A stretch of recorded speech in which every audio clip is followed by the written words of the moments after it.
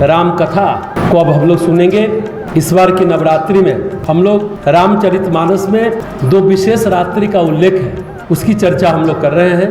एक चर्चा वन गमन की पहली रात है और दूसरी विशेष रात्रि है लक्ष्मण को बाण लगता है और वो मूर्छित होते हैं। ये दो रात्रि बहुत विशेष माना जाता है।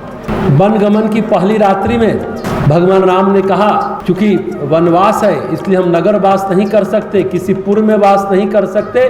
निषाद राज जी के कहने के बाद भी उन्होंने अशोक के पेड़ के नीचे झोपड़ी में जमीन पर कुश का बिछौना लगा, उस पर दोनों सोए। इसको देख करके निषाद राज बहुत मर्माहत होते हैं और लक्ष्मण जी जो अब 12 साल प्रहरी की भूमिका में रहेंगे, एक दिन भी नहीं सोएंगे, उनसे चर्चा कर रहे हैं। ये विशेष रात्रि सत्संग की रात्रि है।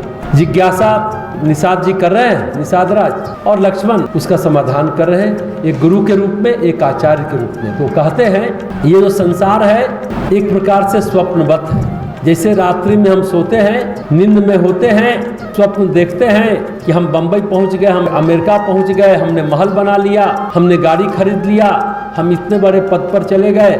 नींद खुलती है, सभी स्वप्न वहीं के वहीं समाप्त हो जाते हैं, ढह जाते हैं।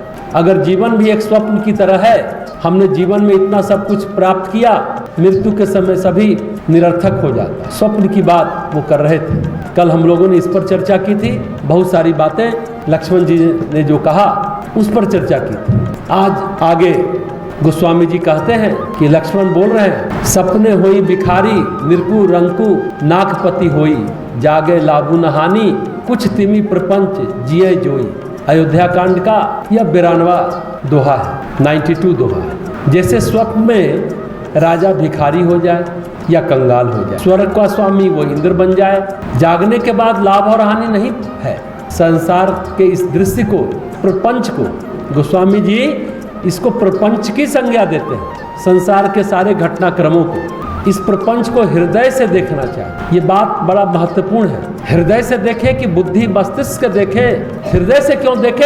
ऐसा गोस्वामी जी क्यों कर रहे हैं, लक्ष्मण जी ऐसा क्यों कर रहे हैं? देखिए, आंखें दो तरह की होती हैं। एक जो चेहरे पर लगी हुई है, उस आंख से हम देखते हैं। ये आंखें हमें घटनाक्रम दिखाती है, परिस्थितियों का परिदृश्य दिखाती है। लेकिन एक और आंख होती है, उसे ज्ञान की आंख कहते हैं, श्रद्धा की आंख कहते हैं, और वो हृदय में होती है। इसलिए कहते हैं इस प्रपंच को, इस दृश्य को हृदय से देखना चाहिए। श्रद्धा की आंख, ज्ञान की आंख। गोस्वामी जी कहते हैं हृदय की आंख से देखो।